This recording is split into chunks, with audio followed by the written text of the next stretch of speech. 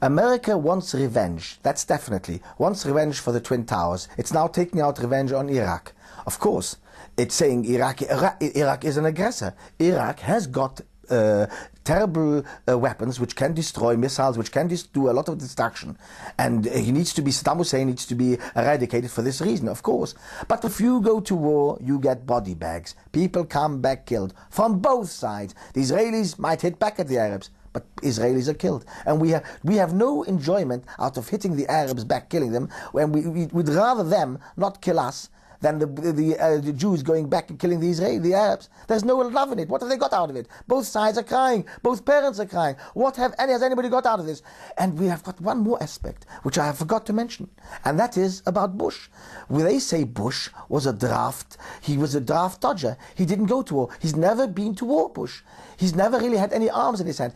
But I wonder if Blair's also never been in the army. All these people telling other people to go into the army, telling other soldiers to get killed, other women to be, other children to have orphans, to be orphaned from their parents, from their fathers, yes? Other widows, they're not going to be the widows. Mrs. Blair won't even tell you if she's had an RIM, whatever it's called, RIM, in one of the injections. They won't tell you if they've had a smallpox injection, they haven't got enough smallpox vaccination, they have nothing for this country. They only worry about themselves. Oh yes, the Queen will be sent to a special place, and Mr. Blair will go to a special bunker. But what about us? We suffer the war. They don't suffer the war. So when they go to war, Mr. Blair, I'm telling you, Mr. Blair, now, because I didn't meet you, and Mr. Bush, when you go to war, remember, we're going to war, not you. So when we're going to war, ask us, not you.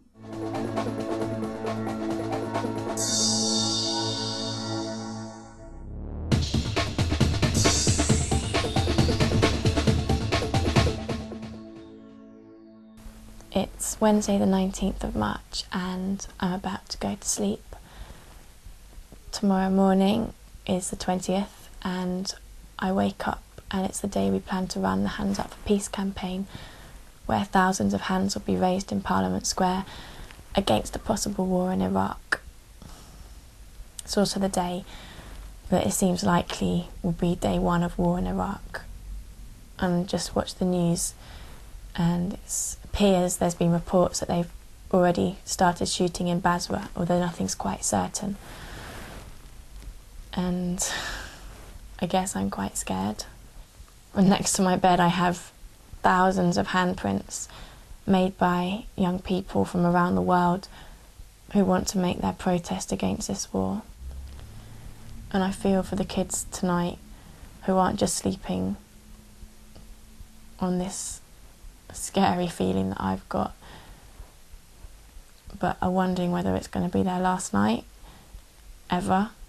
And that may sound dramatic, but I can't even begin to imagine how that must feel.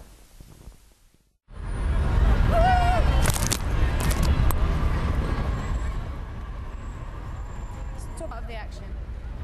This morning the first bombs were dropped on Iraq and I woke up and thought, will this Hands Up for Peace campaign make a difference? And I hope that today, as people look what's happened and walk through these hands, they pause and think about all the kids that are in Iraq at the moment, wondering what their future is.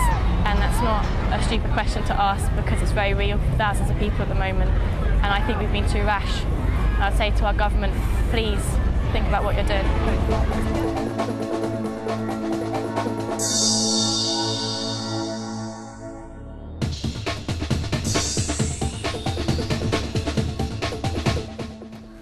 Okay, today is the Victory Day and we're taking this flower to the British Prime Minister Tony Blair is to show our appreciation and our gratitude to the British Prime Minister and to the British people. Thank you very much, British people, for supporting us, for helping Iraqi people to get rid of this radical fascist regime. And I think the history will be witnessed this day as the day of victory, as the day of freedom for Iraqi people, and as the day has been waited long last. And it seems to us that at last, the dream is come true. And our heart goes out to those families lost their loved one, lost their kids, from either side, from British side, from Iraqi side. But the future, it looks much better. I can promise to you, and the future looks much brighter And thank God, the sunshine of freedom will rise again so high in Baghdad sky, and we will see that people rejoicing and they so pleased and happy. It's such a day. It's overwhelming. I'm just really speechless, and most of us are speechless because we've been waiting over a decade for this moment. She's going to take the big. Oh, excellent. Okay. Great. Okay.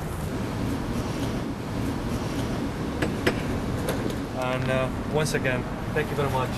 Okay, sir. Prime Minister. Thank you very much indeed. It's my pleasure. Thank you. Thank you. Thank you very much. Can you give me Thank you very much. Thank you. Thank you, Okay, sir. all the best. Bye-bye.